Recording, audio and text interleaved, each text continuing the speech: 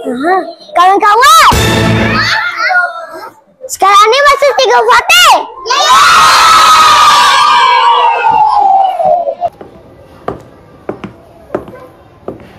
Okay, semua duduk. Terima kasih, Cikgu. Cikgu. Ya. Kita orang kasi nak main game besar itu. Game apa?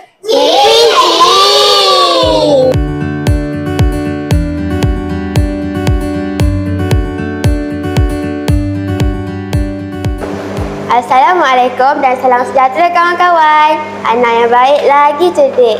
Saya Nuri, wartawan cilik daripada Ilmu X TVPSS SKCT.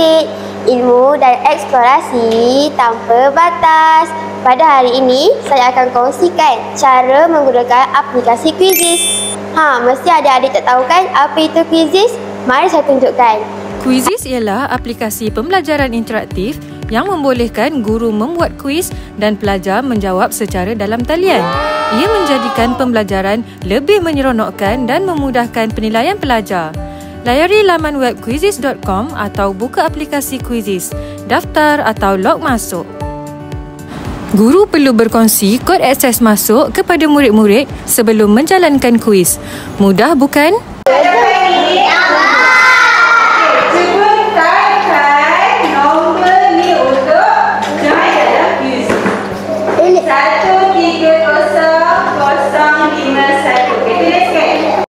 Ini adalah contoh situasi di mana murid-murid menaip kod akses dan nama mereka untuk menyertai Quizizz yang disediakan guru.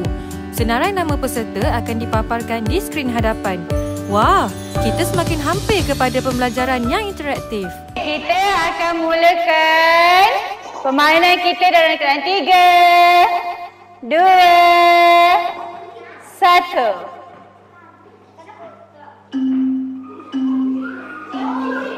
Okey, cuba jawab soalan. Murid-murid perlu menyelesaikan kuis dalam tempoh waktu yang ditetapkan. Kedudukan semasa mereka akan sentiasa dipaparkan di skrin hadapan untuk meningkatkan daya saing mereka. Yeay, mata tambahan untuk Quizizz.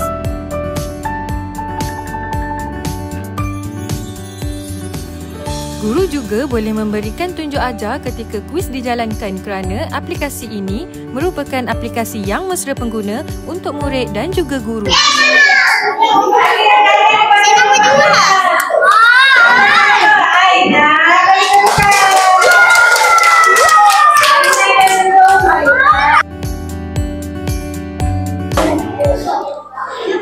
Boleh akak tanya apa kebaikan Quizizz ni? Saya lebih cepat faham. Saya lebih seronok. Okey. Terima kasih adik. Jom kita tanya cikgu dia pula. Sekarang saya bersama Cikgu Fatin. Hai. Assalamualaikum cikgu. Waalaikumsalam. Cikgu mengajar subjek apa? Saya mengajar subjek Bahasa Melayu. Cikgu selalu ke guna Quizizz ni? Ya, selalu juga saya guna. Kenapa cikgu guna Quizizz ni? Saya selalunya guna untuk aktiviti pengukuhan. Budak-budak akan lebih teruja dan mereka lebih faham lah, mudah faham sebab diorang seronok kan belajar. Betul juga tu. Okey dah, terima kasih cikgu. Sama-sama. Assalamualaikum. Waalaikumsalam. Jom manfaatkan teknologi dalam pembelajaran. Dengan Quizizz, sesi PDP menjadi lebih interaktif, menyeronokkan dan berkesan.